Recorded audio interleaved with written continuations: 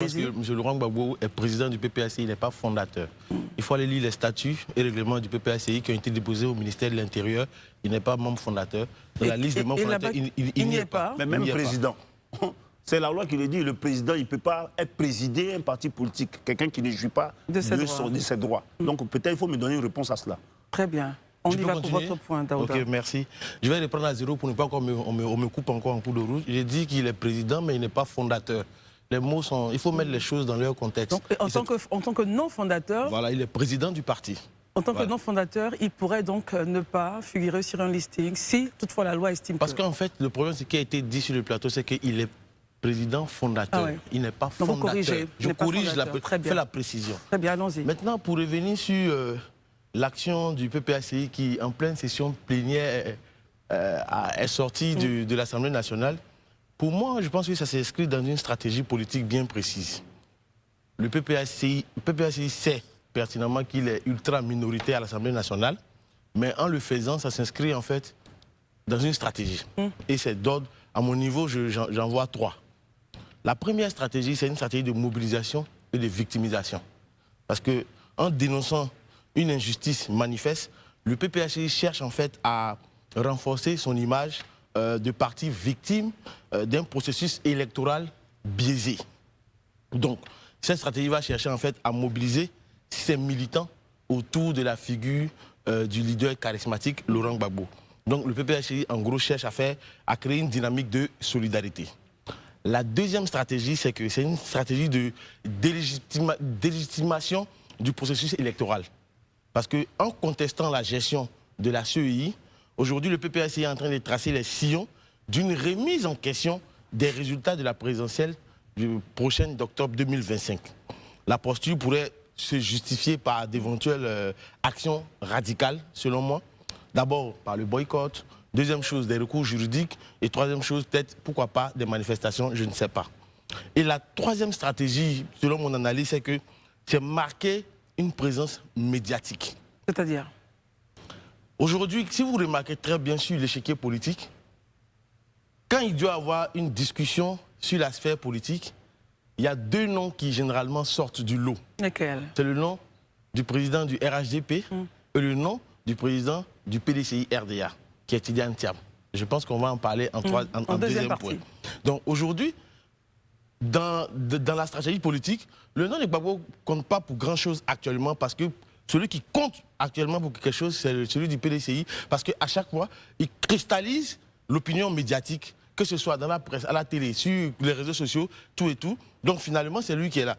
Donc en faisant cette... C'est votre regard, en voilà, tout cas. Non, comme je l'ai si bien dit, je suis chroniqueur, donc vous m'avez donné mon avis, je vous donne mon avis.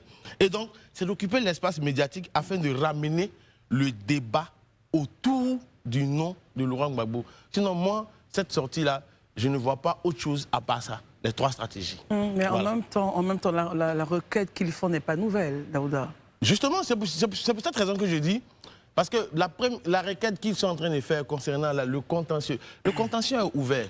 Je pense qu'à ce propos-là, la CEI a donné pratiquement, c'est comme 2 semaines aux uns et aux autres pour aller... Jusqu'au 21, voilà. 15 jours, on va dire. 15 jours, de ces 2 semaines, pour retirer tout ce qui est irrégularité sur, comment on appelle ça, sur le listing électoral. D'ailleurs, même dès que la liste provisoire est sortie, certains malins ont commencé à sortir sur la toile, ça et là, un peu comme si c'était des laboratoires de fake news. Non, je n'ai jamais été inscrit sur la liste, je n'ai jamais fait ceci, je n'ai jamais fait cela. La CEI a créé une plateforme de fact-checking. Donc chacun d'eux est fact-checké le jour le jour.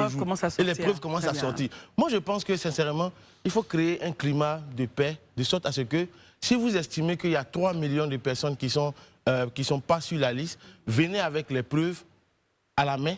Et puis vous dites, celui-là, Barry n'a pas le droit d'être sur la liste, Komo n'a pas le droit d'être sur la liste, ou bien Y n'a pas le droit d'être sur la liste. Voilà, donc de mon point de vue, cette sortie-là, quel est l'impact réel de la sortie des députés du PPACI de l'Assemblée nationale? Ça n'a aucun impact à la mesure où ça ne va pas empêcher le processus, l'activité parlementaire de se tenir. Donc selon moi, c'est juste... Selon vous, il n'y a pas d'impact? Franchement, il n'y en a pas. Justement, Marius, comment... Bonsoir, bonsoir. Voilà comment ça sort et c'est comme ça sort. En fait, Voilà, l'un des trois tortues ninja, c'est, comment il s'appelle là, Johnny Pacheco qui l'a surnommé Tortue Ninja.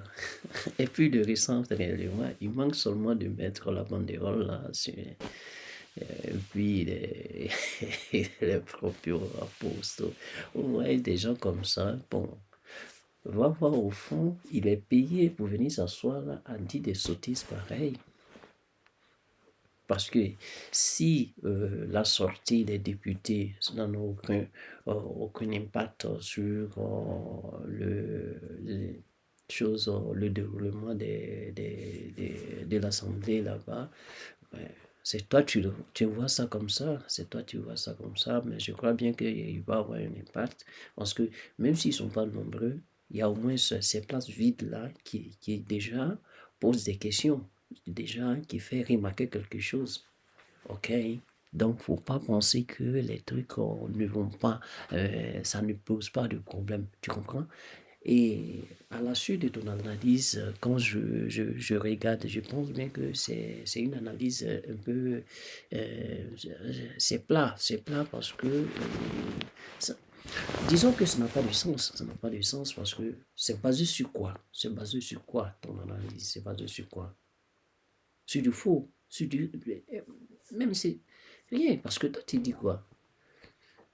Et du fait que on dit non, Laurent Gbagbo, non, il n'est pas sur la liste, les gars se plaignent, donc Laurent Gbagbo cherche à se faire voir, alors il passe par ces moyens-là pour pouvoir faire ça. Et à la suite, c'est quoi? Il a peut-être trois stratégies en tête qu'il va pouvoir mettre en exécution pour pouvoir mener les troupes dans le pays. C'est ce que ça veut dire, tout ce que tu viens de dire, parce que lui, tu as dit quoi? C'est quoi? De boycotter, comment on appelle ça, les élections à venir. Et comment on appelle ça encore? Il a dit, ou faire des manifestations, des marches, et ainsi de suite.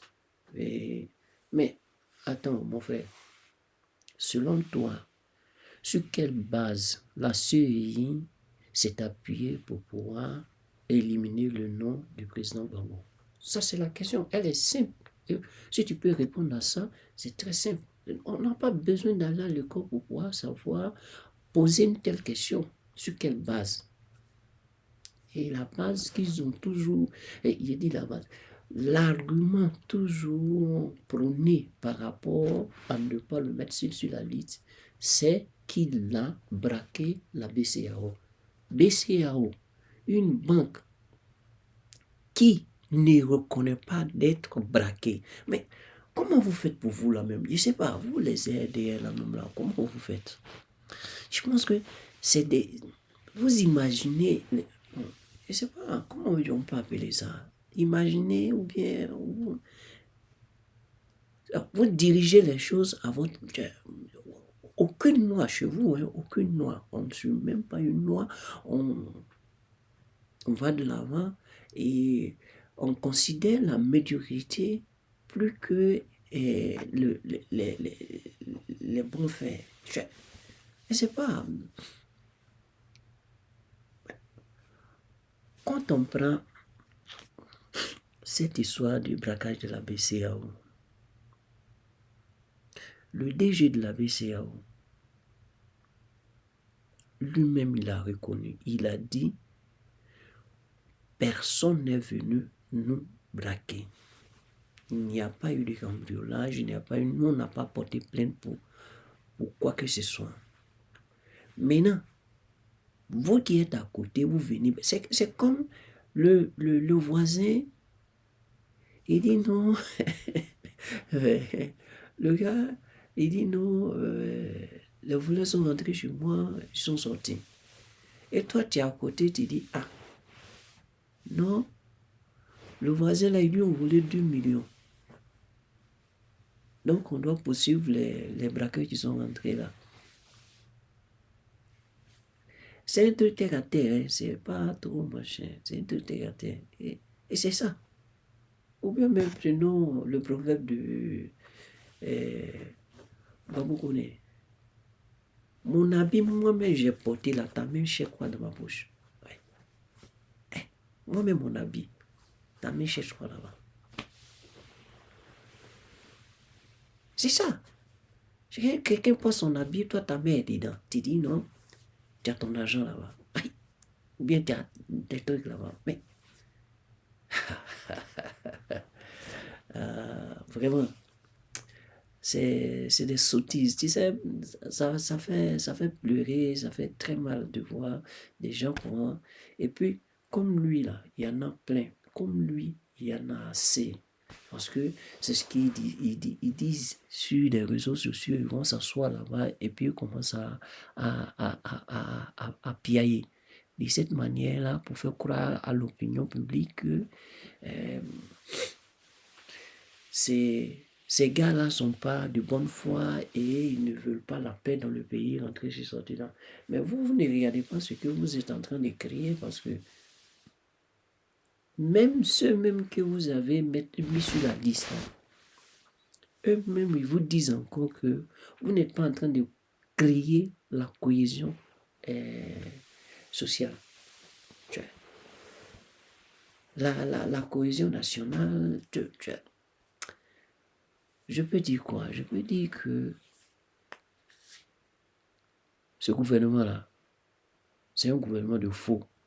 Quand Kubier dit, vous pouvez faire les réclamations, vous pouvez aller à la justice pour vous plaindre, rentrer sur sortir, c'est du faux. Et puis, c'est la poudre aux yeux. Parce que quand vous allez aller là-bas, là, cette histoire va traîner.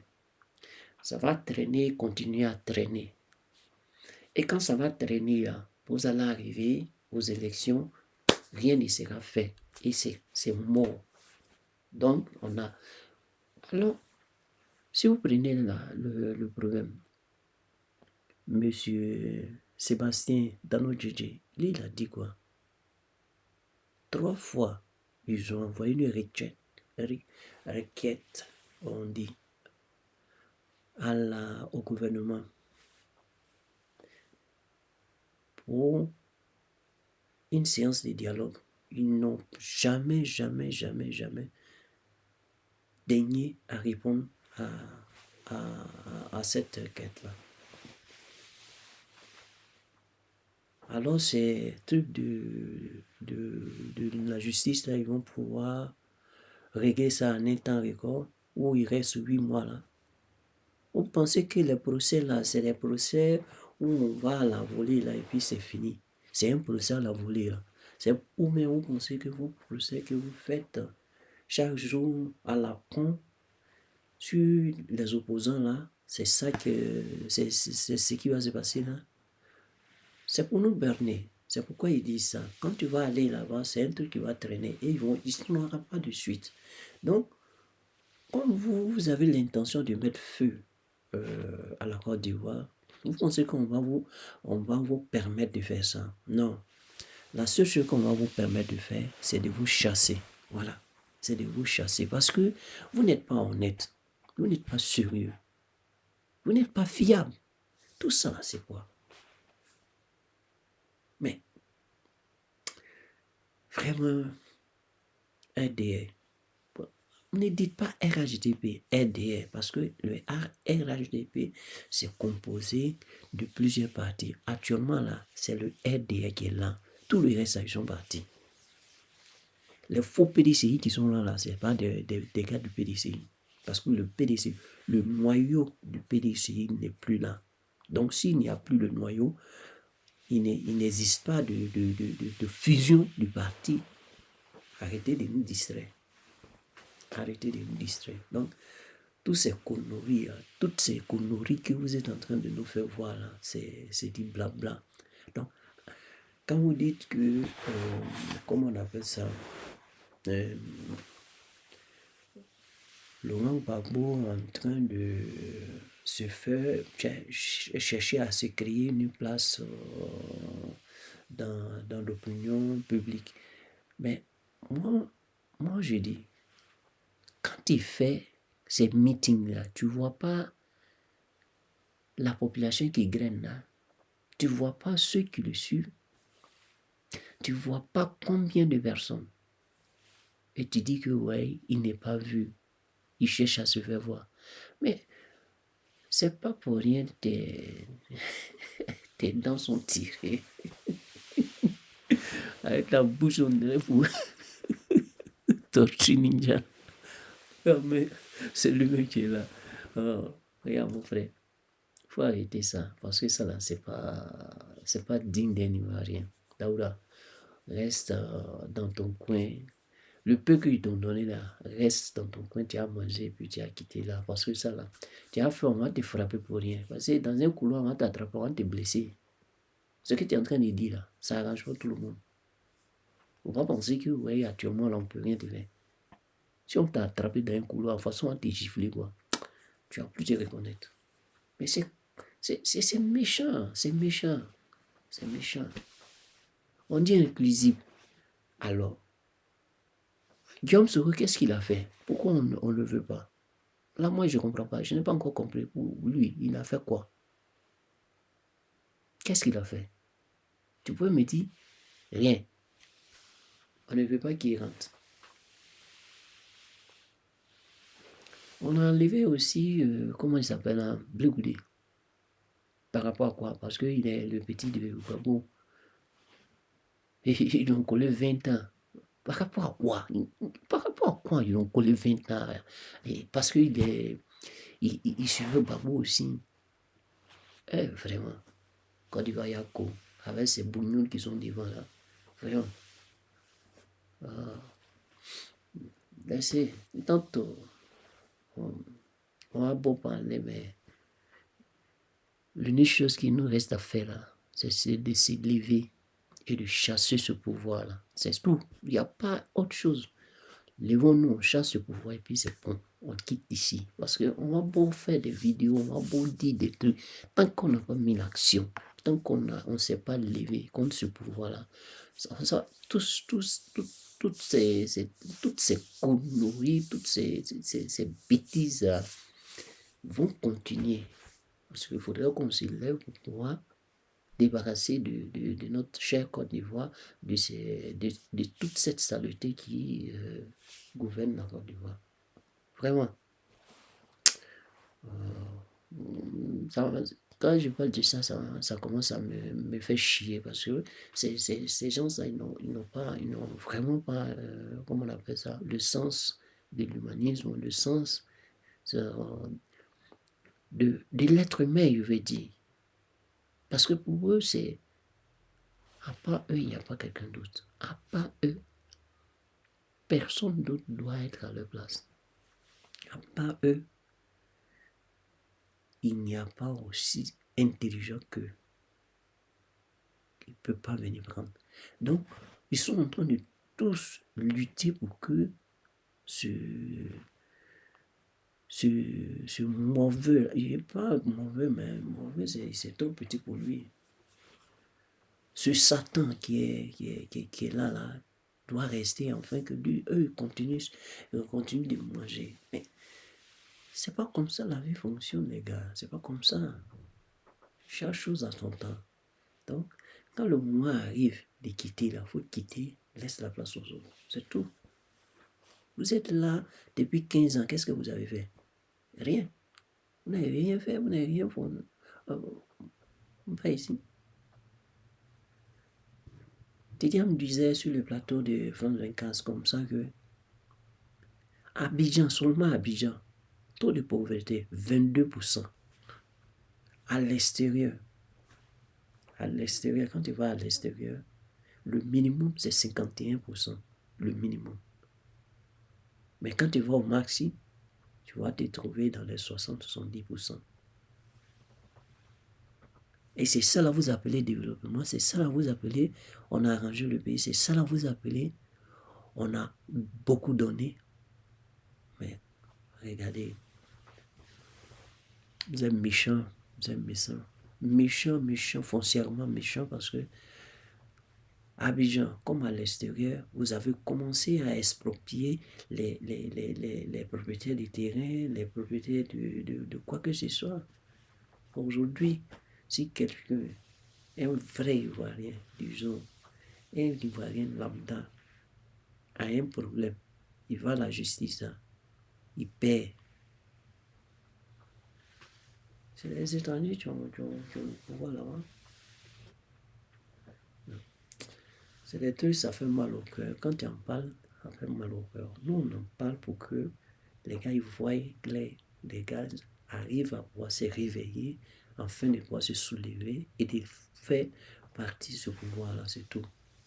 Donc, il ne faut pas venir nous emmerder encore. Toi, il faut commencer à te cacher parce que là, on avance à des limites. Parce qu'à un certain moment, là, quand les gars comme vous vont sortir pour dire des sottises pareilles, là, on t'attend dehors. Tu vas comprendre pour ta douleur. Bon, les gars, je ne vais pas trop m'attarder dessus parce qu'il y a tellement de choses qui, le cœur, on ne va pas trop se laisser. Non, laisse tomber. Bye. Ça me. Ciao.